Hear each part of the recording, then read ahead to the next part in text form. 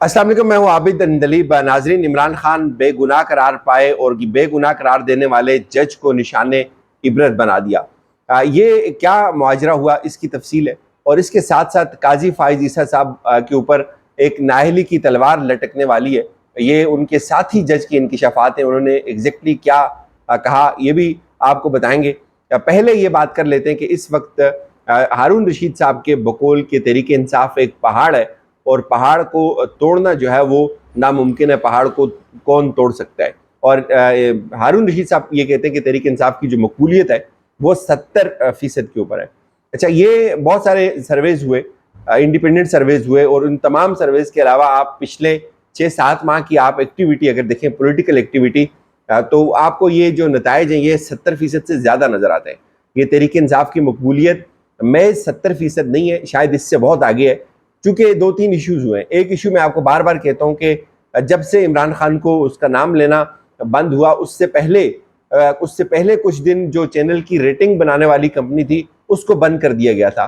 तो प्रैक्टिकली अब TV channels की कोई रेटिंग नहीं आती, और रेटिंग बनाने वाली कंपनी बंद है तो रेटिंग निकालते ही कोई नहीं है। तो इसलिए अब जो इमरान खान के जाने से या उसके जिक्र से मना करने से, उसका नाम चलाने के से मना करने से जो रेटिंग इफेक्ट हुई है वो बहुत बुरी तरह से इफेक्ट हुई है। और उसके जितने भी रिजल्ट्स हैं वो आपको सोशल मीडिया के ऊपर नजर आते हैं, ट्विटर के ऊपर नजर आते हैं, यूट्यूब चैनल्स के ऊपर नजर आते हैं। उसके अलावा बहुत सारे इंडिपेंडेंट सर्वेज हुए हैं जो ये चीज़ इंडिकेट कर रहे हैं कि इस वक्त तहरीक इंसाफ जो मेजॉरिटी के हवाले से सबसे ज़्यादा मकबूल तरीन जमात है। और कुछ लोग तो ये भी दावा करते हैं कि शायद इमरान खान जिन्ना से भी ज़्यादा पॉपुलर है। लेकिन ज़ाहिर है ये एक डिबेटेबल इशू है, लेकिन इसमें कोई शक नहीं है कि तहरीक इंसाफ इस वक्त एक पहाड़ है, और पहाड़ को तोड़ने के लिए भी एक पहाड़ जितना ही उससे बड़ा पहाड़ चाहिए। और तहरीक इंसाफ को तोड़ना इतना आसान नहीं है कि उसकी जो मकबूलियत है, जो उसका वोटर है, वो उसके साथ इंटैक्ट है। ये एक बहुत बड़ी बात है, और शायद यही एक वजह है जो इमरान खान का असल इस वक्त कसूर है कि उसके साथ लोग इतने ज़्यादा क्यों खड़े। और यही वजह है कि अभी तक जो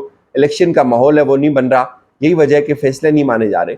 अच्छा, अब ये हुआ जी, फैसला इमरान खान के हक में आया, और ये फैसला दिया जो इस्लामाबाद के अंदर इमरान खान की जो 4 मुकदमात थे इंसदाद दहशत गर्दी की अदालत में, और जुडिशल कम्प्लेक्स का मुकदमा उसके अंदर शामिल था, और उसके अंदर बाकी और 4 केसेस शामिल थे जिसमें इमरान खान की जो जमानत हुई थी जवाद अब्बास साहब की जानिब से। और उसमें उन्होंने जो बातें लिखी हैं वो बड़ी इंपॉर्टेंट है और उनका ताल्लुक पढ़ने से है। वो ये लिखते हैं कि जो दरख्वास्त गुजार इमरान खान है, यानी कि उनका ताल्लुक एक सियासी जमात के साथ है और उनका कोई क्रिमिनल रिकॉर्ड मौजूद नहीं है। दरख्वास्त गुजार का कोई क्रिमिनल रिकॉर्ड मौजूद नहीं है, और तस्लीम शुदा है कि चेयरमैन पीटीआई अदालती कार्रवाई का हिस्सा बनने के लिए कम्प्लेक्स के बाहर मौजूद थे। ये बहुत बड़ी बात है कि जब आपको सुप्रीम कोर्ट ये कहती है कि इमरान खान की गिरफ्तारी इलीगल थी, उसकी वजह ये बताई जाती है कि जब एक बंदा कोर्ट के अंदर अपने आप को पेश करता है तो इसका मतलब है कि वो इंसाफ चाहता है, वो लड़ाई झगड़ा नहीं चाहता। तो ये बात इस्टेब्लिश हो गई कि इमरान खान ने तोड़फोड़ नहीं की। वो ये कह रहे हैं कि ये बात तस्लीम शुदा है कि चेयरमैन तहरीक इंसाफ उस वक्त अदालती कार्रवाई का हिस्सा बनने के लिए कम्प्लेक्स के बाहर खड़े थे, और काबिल जमानत नौयत के केस में जमानत कबल अज गिरफ्तारी न देना इंसाफ के दौरे मयार के मुतरादिफ होगा। बड़ी सख्त लैंग्वेज है ये। चेयरमैन पीटीआई पर उमूमी नौयत के इल्जामात हैं। प्रोसिक्यूशन ने इल्जामात में चेयरमैन पीटीआई का किरदार वाजे नहीं किया।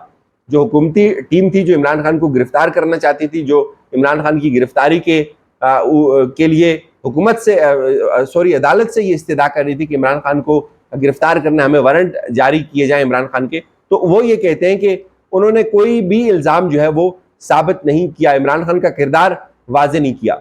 और मौजूदा सियासी तनाव में एक शख्स के खिलाफ मुतअद्दिद केसेस को नज़रअंदाज नहीं किया जा सकता। ये एक बहुत बड़ी सनद है इमरान खान की ऊपर के। इमरान खान के ऊपर जितने मुकदमे बने वो तमाम के तमाम सियासी नौयत के हैं कि इतने ज़्यादा मुकदमात जो है इनमें जो सियासी मकासद हैं, जो सियासी एक पहलू है, उसको नज़रअंदाज नहीं किया जा सकता। सियासी मुखालफिन के गिर्द घेरा तंग करने की कोशिश भी हो सकती है। अब जाहिर है एक जज इससे ज़्यादा बात तो नहीं कर सकते, और आपको पता है कि लोअर कोर्ट्स के जज, और मैं कहता हूँ इतना बड़ा हौसला किया जवाद अब्बास साहब ने, इसकी कोई एग्जाम्पल नहीं मिलती। और उसके बाद जो उनके साथ हुआ वो भी आपको पता है। अब जी वो ये कहते हैं कि केस में इतने शवाहिद मौजूद नहीं कि जमानत कबल अज गिरफ्तारी मंजूर ना की जाए। मौजूदा हालात में ये जमानत कबल अज गिरफ्तारी का केस बनता है। जैसे ये फैसला आता है जज साहब का तबादला हो जाता है। ये इमरान खान के हक में मैं कहता हूँ इस वक्त जो पिछले 1-2 महीने उनमें सबसे बड़ा और सबसे जेन्युइन फैसला ये कि जिसमें ये चीज़ भी इस्टेब्लिश होगी कि इमरान खान का कोई क्रिमिनल रिकॉर्ड मौजूद नहीं है। उसके ऊपर जो केसेस बने हुए तमाम के तमाम मुतअद्दिद जो केसेस हैं वो सियासी नौयत के नज़र आते, और जो इमरान खान के मुखालिफिन हैं वो उनके गिर्द सियासी घेरा तंग करने के लिए ये केसेस बना रहे हैं, और उसके बाद जवाद अब्बास साहब जो है वो उनका तबादला कर लिया जाता है। अब यही बात सुप्रीम कोर्ट के ऊपर भी की जा रही है कि सुप्रीम कोर्ट जो है वो फैसला देगी, हम उसको नहीं मानेंगे। और आप ये देखेंगे किस तरह से बदमाशी की जा रही है। एग्जैक्टली माजरत ये लफ्ज़ थोड़ा संगीन है, लेकिन यही बदमाशी जो है वो उस दिन 2 जजेस ने भी की और बिल्कुल डंडे के जोर पे अदालती कार्रवाई को चलाया, और ये हुकूमत कर रही है कि हम सुप्रीम कोर्ट का फैसला नहीं मानेंगे। मुझे आप ये बात बताएं, जब ये इन्होंने पहले ही ये बात तय कर ली कि सुप्रीम कोर्ट का फैसला नहीं मानेंगे, इससे बड़ी तज़हीक कोई हो सकती है जो वहां 7 जजेस बैठकर ये केस सुन रहे हैं? इससे बड़ी कोई तौहीन अदालत हो सकती है कि अभी तक फैसला आया नहीं और हुकूमत अलल ऐलान ये बात कह रही है कि हम इस फैसले को नहीं मानेंगे, तो फिर इस फैसले में इस अदालती कार्रवाई का हिस्सा बनने की क्या ज़रूरत है? फिर ये अटॉर्नी जनरल या ये दलाइल देने की या कौम का वक्त बर्बाद करने की क्या ज़रूरत है? और फिर आप ये देखें कि ये कहते हैं कि हम फैसला नहीं मानेंगे। तो मैं तो कहता हूँ उमर अता बंदयाल साहब को इनको बुलाकर नाइल करना चाहिए कि तुम्हारी क्या हैसियत, अभी तो फैसला आया ही नहीं है, तुम ये कैसे कह सकते हो कि हम फैसला नहीं मानेंगे। बहरहाल अब आप ये देखें कि ये बात शुरू कहाँ से हुई। ये बात शुरू हुई काजी फायज ईसा साहब की मेहरबानी से। उन्होंने अपने घर को कमज़ोर किया और उसके बाद ये तो होना था। ये रास्ता जो है वो किसने दिया? ये रास्ता जो है वो उन्होंने खुद दिया। और अब कामरान खान साहब ने नाज़रीन रात को एक इंटरव्यू किया जस्टिस रिटायर्ड वजीउद्दीन साहब का, वो भी सुप्रीम कोर्ट के जज रहे हैं, और मैं इस चीज़ का विटनेस हूँ कि जब वो अपनी जमात बनाने के लिए सुप्रीम कोर्ट के अंदर आए थे तो उन्होंने दलाइल दिए थे कि उनकी जमात की रजिस्ट्रेशन का कोई मसला था। तो वो कह रहे थे कि पाकिस्तान के अंदर जो सियासत करना है वो दुनिया का सबसे मुश्किल तरीन काम बन गया।